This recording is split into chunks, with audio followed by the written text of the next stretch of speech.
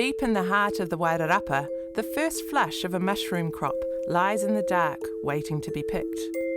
But what's the secret to growing a great mushroom? Down the road at an enormous shed, Parkvale Mushrooms owner Clive Thompson reveals the steamy and somewhat fragrant beginning of his mushrooms. So this is the compost shed. So it's actually steaming? It gets up around 84 degrees C in the compost. So it's just all microorganisms and things doing their job. It's pretty stinky. Yeah, it's pretty smelly. Yeah. After several weeks of precision-controlled wetting down, turning and curing, the compost is ready for the crucial ingredient, mushroom spawn, kept in a cool room under lock and key. That's where we store the spawn. So that's actually what it grows from. So it's just a grain.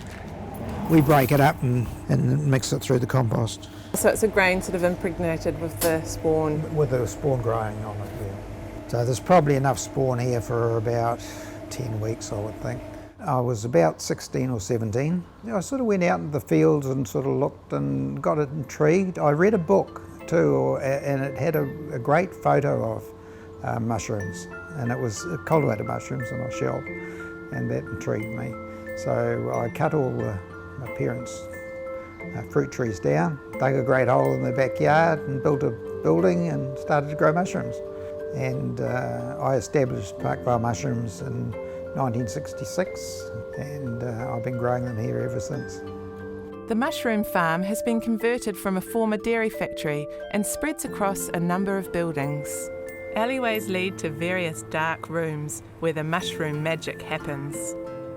This is where we grow the spawn in the compost, and they're tightly stacked because it's just a matter of getting airflow around the boxes to keep the compost temperature at about 25, 26 degrees C.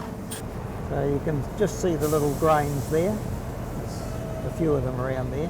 What's the white part covering it all? Oh, well, that's the mycelium. That's the fungi, and they've basically colonised the compost, and they're ready to start thinking about growing mushrooms. The matured boxes of mycelium are taken by forklift to a large system of conveyor belts and machinery. A final layer of peat and spawn is needed to activate the mushrooms. This is our flow line system, and it basically destacks the boxes and moves them through. So today it's actually taking the fully run boxes of compost, so the spawn's fully established there, and it's pushing them through, and the peat's being put on top that's got the CI in it. What have you got in there? Spawn, heirloom spawn. That goes in there to mix it up. It gets blended into there. And then the guys are just checking the depth and making sure that the lumps are broken up, and then it's taken into the final room where they grow. After another 17 days bedded down in the damp, dark room, the mushrooms are ready for picking.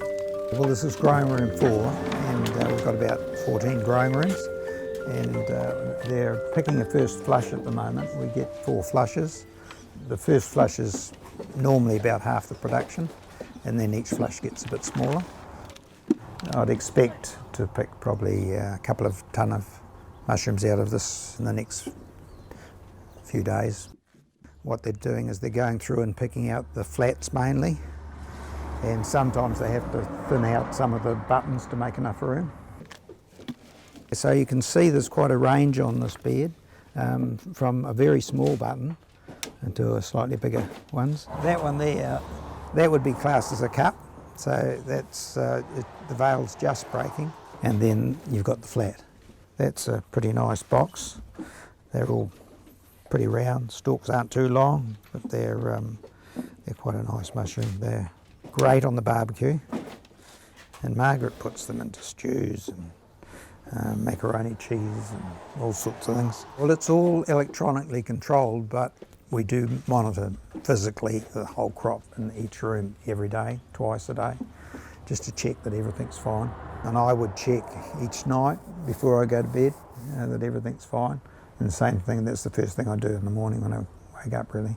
Kind of tucking them into bed at night. Yeah. Next stop is the packing shed, where the mushrooms are graded and weighed and sent into the cool room to await collection. We're pretty small, really. We're not the smallest, but we do about 7.5 tonne a week of mushrooms, and we ship our mushrooms all over the North Island. Some of Clive's mushrooms don't have far to travel. At the Wild Oats Cafe in nearby Carterton, Parkvale Mushrooms take pride of place on the menu. We use the Parkvale mushrooms in our pies, philos, frittatas, and on our board menu we've got a creamy garlic mushrooms. It keeps everything in your area, it's all community, so you know where the mushrooms are coming from, you know who the people are when you go and pick them up, or little things like that, yeah.